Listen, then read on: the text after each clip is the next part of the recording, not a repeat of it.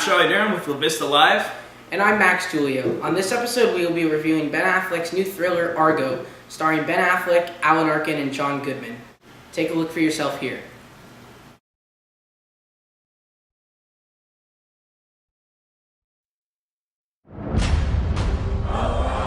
Actions of Iran have shocked the civilized world. Let's go! Shred everything! Our embassy has been seized and more than 60 American citizens continue to be held as hostages. If we're going to go, then we need to go now.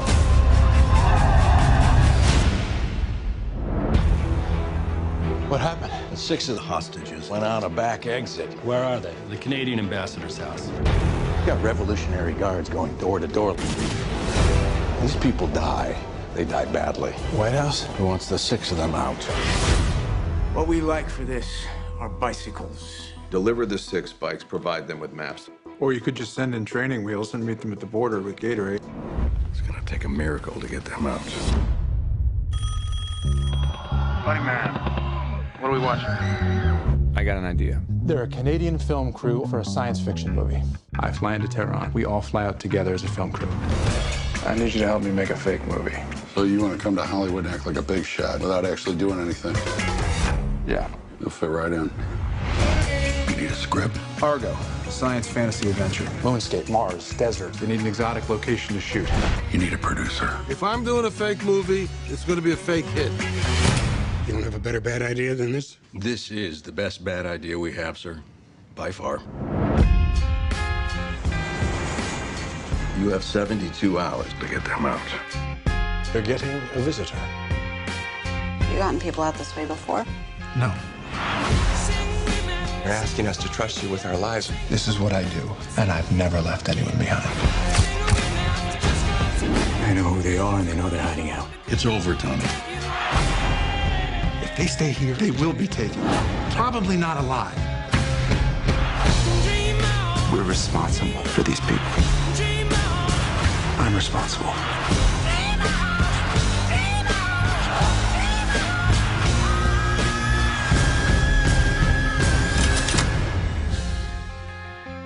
You really believe your little story is going to make a difference when there's a gun to our heads? I think my little story is the only thing between you and a gun to your head.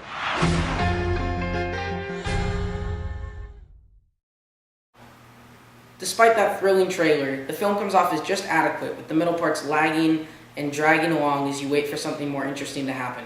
What did you think about it? I thought it was a very quality film. But as you said, yeah, there were a lot of parts in the middle, mostly in the middle area, that were just a lot of filler and just really used to just extend the time of the movie. And, they really didn't add anything. And like that part made the middle kind of boring, but both the beginning and the end were both truly riveting, and I was on the edge of my seat. Aliens and robots? Yes, sir. You're telling me that there is a movie company in Hollywood right now that is funded by the CIA? Yes, sir. What's wrong with the bikes again? We tried to get the message upstairs, sir. You think this is more plausible than teachers? Yes, we do. One, there are no more foreign teachers in Iran. And we think everybody knows Hollywood people. And everybody knows they'd shoot in Stalingrad with Pol Pot directing if it would sell tickets. There are only bad options. It's about finding the best one. You don't have a better bad idea than this? This is the best bad idea we have, sir. By far. The United States government has just sanctioned your science fiction movie.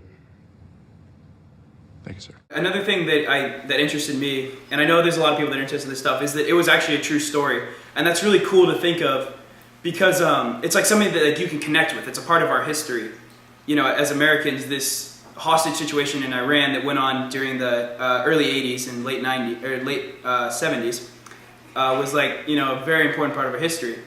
And it's cool to really, establish yourself with that actual part of our history. As for the cast, there are wonderful performances by John Goodman and Alan Arkin, who add the human and comedic touches to the film.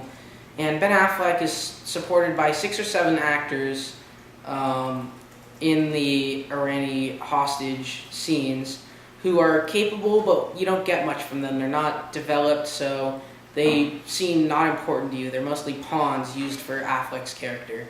And Affleck plays the role, I think, as best as he can. He's usually not my favorite actor. Right, he didn't really impress me. I think playing the character that he played, it was a really kind of... He could have done so much more with it. He could have gotten so much more involved in the character. And though I know that's a matter of writing, he still could have, taken his own spin on it and really became this character. I felt like you could tell from the movie that he was an actor playing the character as opposed to that person, really. Where was your passport issued? Vancouver. Where were you born? Toronto. Toronto. Canadians don't pronounce the T. Some Comite guard is actually going to know that. If you're detained for questioning, they will bring in someone who knows that. Yes. Mary, who are the last 3 prime ministers of Canada? Trudeau, Pearson, and Diefenbaker. What's your father's name? Howard. What's his occupation? Fisherman. Where were you born? Halifax, Nova Scotia. What's your date of birth? February 21st, 1952. Good. What's your job on the movie? Producer. Associate producer. What was the last movie you produced? High and Dry. Who paid for that? CFTC. What's your middle name? What's your middle name? What's your middle name? Leon? Shoot him. He's an American spy. Look, they're gonna try to break you, okay? By trying to get you agitated. You have to know your resume back to front. You really believe your little story is going to make a difference when there's a gun to our heads? I think my story is the only thing between you and a gun to your head. So for me, 3.5 out of 5, an adequate grade. Just met my expectations. The middle wasn't interesting enough for me to love it, but the beginning and end are superb directing. So I'd give this film a 4 out of 5 because it did have it had a boring middle part and some adequately done characters. But the beginning and the end both had me riveted and on the very edge of my seat and almost had my heart thumping through my chest. That's all we have time for today. Thank you for watching.